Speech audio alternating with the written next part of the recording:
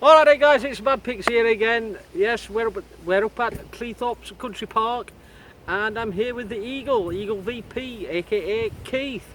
It has been raining or spitting with rain, so we're going to hang on 5 minutes, see if that clears up. It looks like it is doing. So Keith's got his Phantom 3 Advance, I've got my Phantom 4. We'll have a fly around in a minute and see what's what.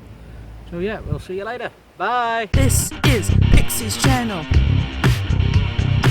He does drive videos and live streams.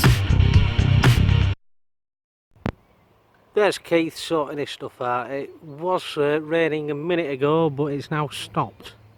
So we're just going to hang fire for 5 minutes and see what's what.